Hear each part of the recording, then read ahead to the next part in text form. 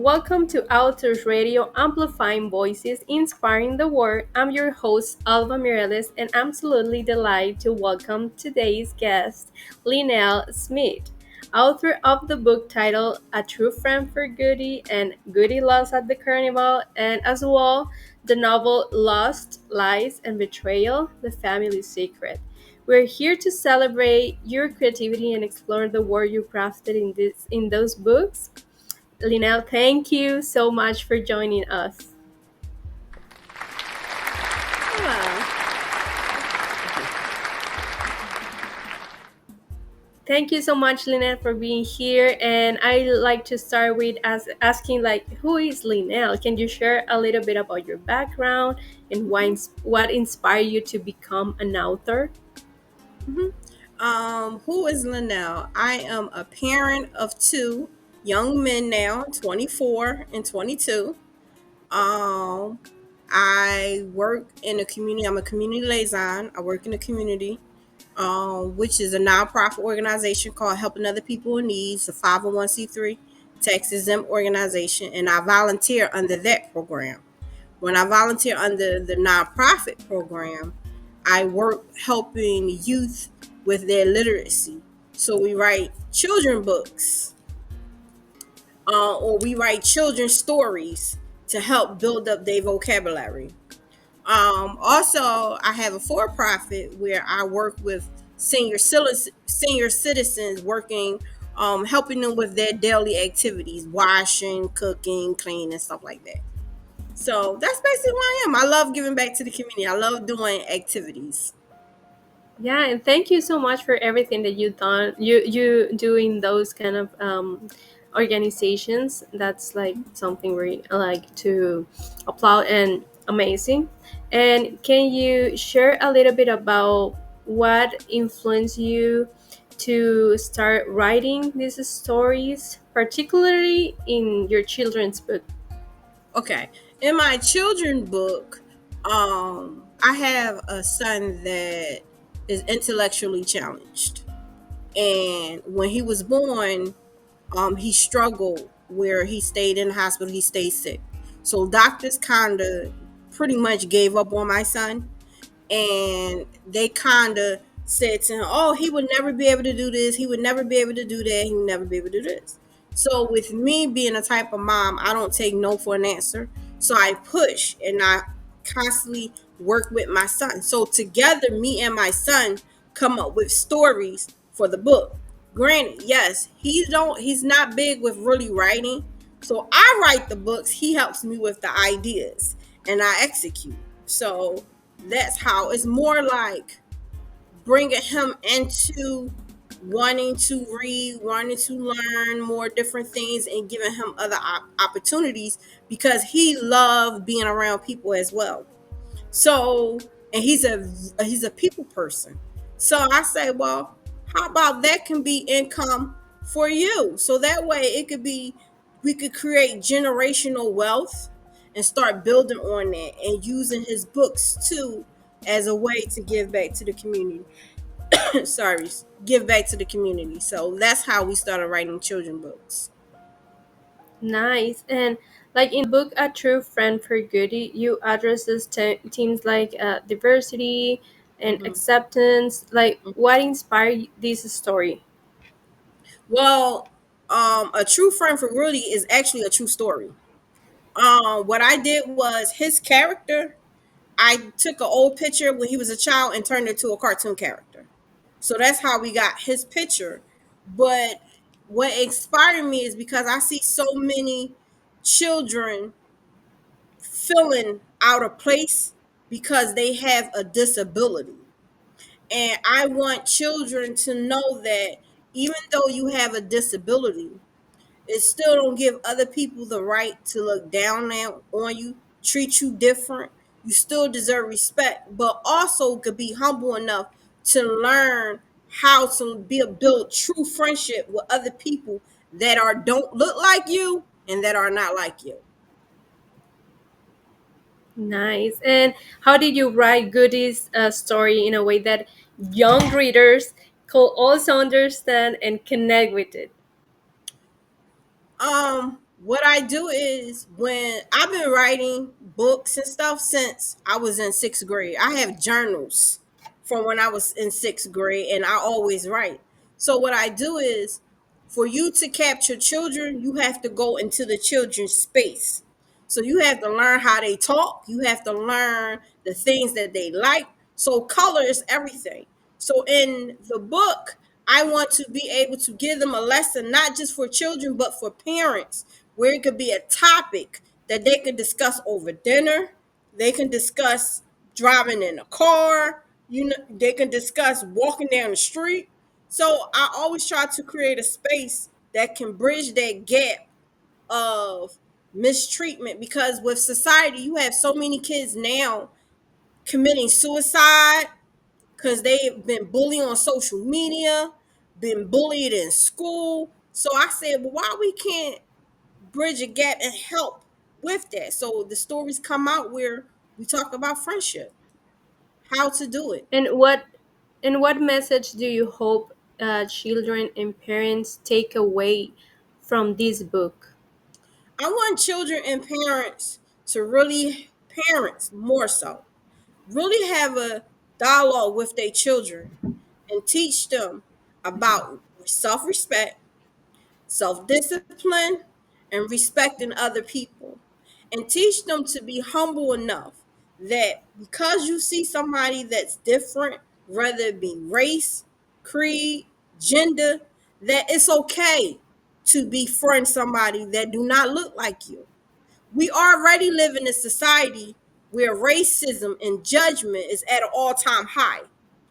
Why not teach our children when they're younger to respect other people? Yeah, and in Woody's Lost at the Carnival, there's like safety and awareness are the central themes. What prompt you to tackle this subject? Willie lost. That's another true story. He It's was different, actually right? he. Some of the stories that I was writing will be true stories. One day we actually went to a carnival, and I used to always tell him about holding my hand and not darting off. So we was actually at a carnival. It was me, him, his dad, and he literally was standing there with his dad and literally disappeared because he seen the rise of other people. But thank goodness that another person that was not too far behind us seen when he darted off, and they actually took him with him and watched over him. Now the reason and the purpose is because we already have over 200,000 children going missing in the United States alone, being hurt, being abused. Children trafficking is at an all-time high here in the United States. It's really big. That's a multi-million-dollar business that children go off missing and go into human trafficking. So I wanted parents again to have a conversation with your children about safety and how to act when they are outside, out of your realm, when they are either lost or in a uncomfortable environment. So in the book, because I already was teaching my son the do's and don'ts, it stuck with him when somebody offered him candy. You understand? They offered him, and he remembered, no, my mom said to be like this. So he didn't go. But what if it was the type of child where the mother never had that type of conversation? They normally going to go. You have predators will lure your children with animals. Oh, I lost my dog. Or oh, I lost this. Can you help me find it? Or let me take you to the store and get you some McDonald's. And you have children that literally walk off with these strangers. I know I didn't want my children to be like that. So because I didn't want my children to grow up like that, I wanted to make sure other children get the same message. Yeah, and what strategies do you suggest for parents to discuss safety with their children inspired by your book? One thing, when children go to school, because I see it all the time, I see children walking to school by themselves. It is imperative that you link up with other parents in your community, or go to the parent teacher meetings that they have in school and see what children live by you. So that way they are safer in numbers, twos and threes. A child that goes outside in the world in one is easier to take than three. So that would be one strategy. Another strategy is practice safety tactics in your home. Before they go to school, tell them the do's and don'ts. Remember, don't do this. Remember, do this. Remember this. Give out strategy 2, strategy 3. Give out security words. If a stranger comes and says, "Hey, your mommy said come with me." Give a security word. What's the security word? If they don't know the security word, then you know your child should move on. If they Yeah, can't, don't never tell your child to scream for help. Tell your child to scream for fire, because fire gets more attention than help. yeah, that's very interesting, and it's really helpful. Mhm. And now changing like completely to your novel, Mhm. Lost Lions and Betrayal. Yes. So this it's like a complex theme. And Mhm. what was the inspiration behind this story? Lust, Lies, and Betrayal is actually a murder mystery, is a suspense book. That is an adult book. That's not for children. What's No. behind what's behind that book is funding from that book is actually going to help me raise money for my safe haven home. I'm opening up a group home for children. Well, I'm not going to say children, youth of 18 to 24. We are providing space for runaways. So we help them get their GED, high school diploma, their daily activities, life coaching, therapy. So that's why that book is there. So Okay, awesome. And there was a challenge when you were writing those kind of books, like as an author. Did you face any challenge? you get writer's block.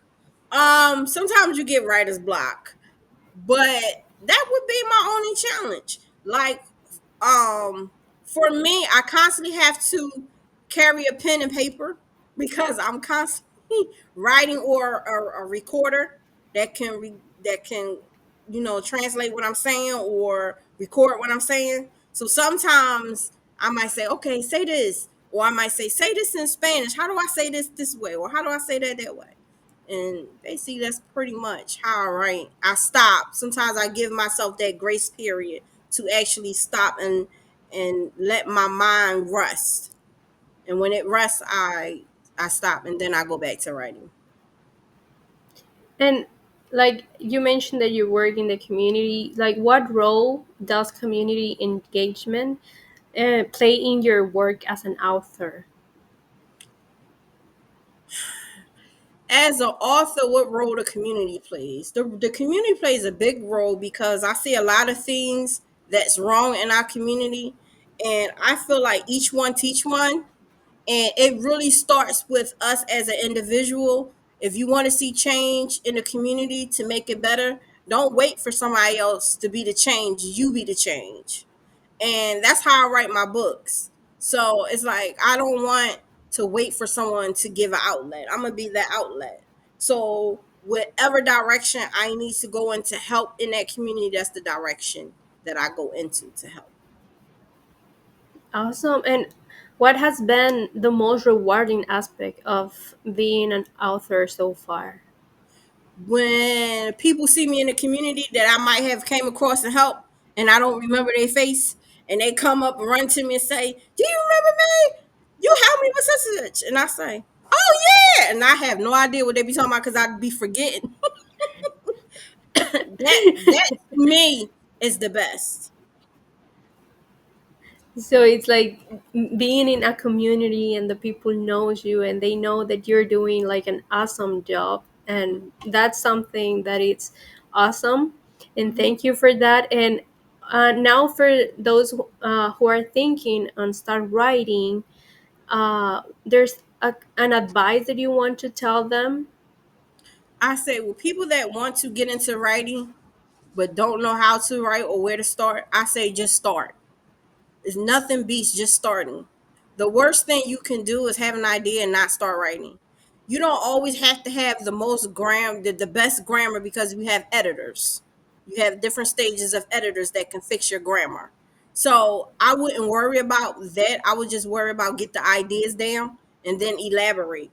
When I write, and this is no lie, I take it back to when I was in second grade. When I was in second grade and you're learning how to write paragraphs and sentences, they used to draw a circle in the middle and this to say brainstorming. And then you put lines coming from out the circle, and then it's like the where, the what, the how, the why. That's how I write. So I do all my writing. I start with the brainstorming, the where, the what's, the why, the hows, and then I elaborate from each line, and that's how I write my stories.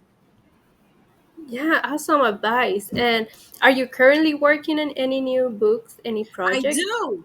I have a self healing workbook that comes out in August. It's for men and Awesome. women. It's a reading book and it's a writing book as well. Okay, those ones in August this year, right? August of this year, yes.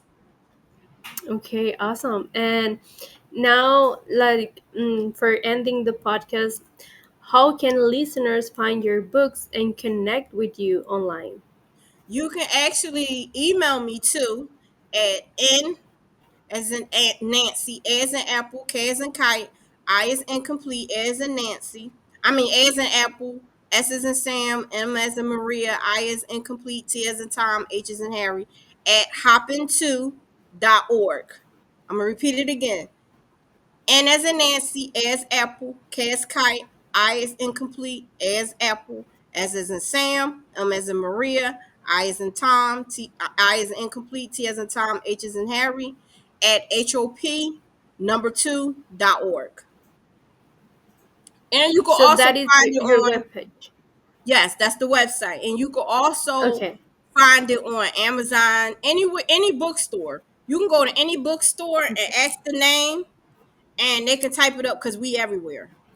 So Okay. Amazon would be the one that normally so many people recognize, but you can get it off of Amazon. You go to any bookstore. Yeah. Okay, awesome. Thank you. Thank you so much, Linnell, Thank for you. this podcast, this conversation. It has been a pleasure having you on Authors Radio, and thank you for giving us a glimpse into your work and sharing your passion. And listeners, be sure to check her books. Thank you for turning in to Authors Radio, amplifying voices, inspiring the world. Join me next time for another inspiring conversation. In the meantime, happy listening. Thank you.